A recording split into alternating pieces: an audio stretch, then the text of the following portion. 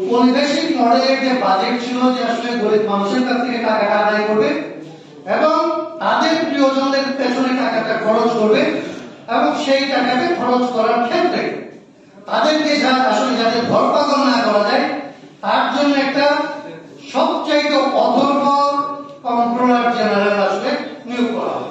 এই তো হচ্ছে অর্থনৈতিক খেলা। টাকাটা আপনার কাছ থেকে তোলা হবে, টাকাটা তার ইচ্ছা মতো খরচ করা হবে এবং টাকাটা যারা হিসাব করবার কথা তারা আসলে আপনাকে কোনো হিসাব 10 বছর পরে দিতে পারবে। বাংলাদেশে আপনি অনেকেই নাম জানেন, বাংলাদেশে আপনি অনেক সাংবিধানিক পদে কারা কারা ক্ষমতা আছে আপনার জানেন। আমি এখানে খুব ভালো করে বলতে পারি কন্ট্রোলার জেনারেল কে আছে এটা আমরা কেউ জানি, কারণ কন্ট্রোলার জেনারেলের চাইতে অপদার্থ অদক্ষ কিংবা আসলে কোন রকমের কথাবার্তা না বলা মানুষ বাংলাদেশের রাষ্ট্রের আত্মদাহ কোনো পদে নেই। এই লোককে সাংবিধানিক দায়িত্ব দেওয়া হচ্ছে যে রাষ্ট্রের যে টাকা পয়সা খরচ হবে সেই টাকা পয়সার হিসাব তার প্রতি বছর আসলে উত্থাপন করা হবে।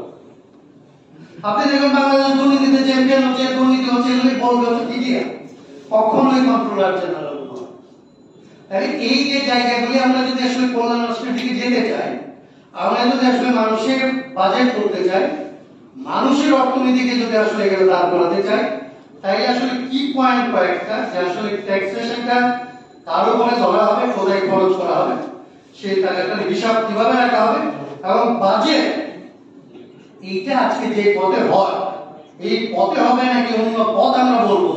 বাজেট করার গণতান্ত্রিক ব্যবস্থাটা কি হবে, অন্য অনেক ক্ষেত্রে আমরা গণতান্ত্রিক ব্যবস্থা কি হবে এটা বলি, অর্থনৈতিক ক্ষেত্রে আসলে গণতান্ত্রিক ব্যবস্থা কি হবে, গণতান্ত্রিক বাজেট কি হবে এটা নিয়ে আমরা কথা বলি।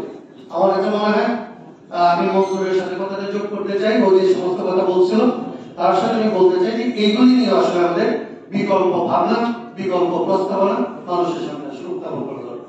আর আওয়ামী লীগ নিয়ে তাদের বাজেট নিয়ে আলোচনা করার কিছু আছে বলে আমি মনে করি না, কারণ তারা কোন ধরনের রাষ্ট্র সরকারের তারা কোন রাজনীতির মধ্যে আসলে আছে।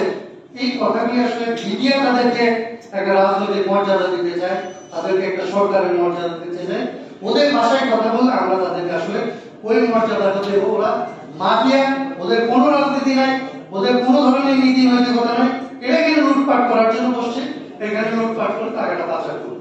এই কাজটা করার জন্য তারা মিডিয়াকে এবং একটা বুদ্ধিজীবীদেরকে কতগুলি শব্দ ধরে দেয় এবং এই শব্দগুলির ভেতর থেকে এক ধরনের বৈধতা তারা অর্জন করে এবং এটা দিয়ে তারা আসলে শাসনটা চায়। এটার ব্যাপারে খুব স্পষ্ট থাকা দরকার, এগুলো নিয়ে আলোচনা করার কিছু। আপনাদের সবাই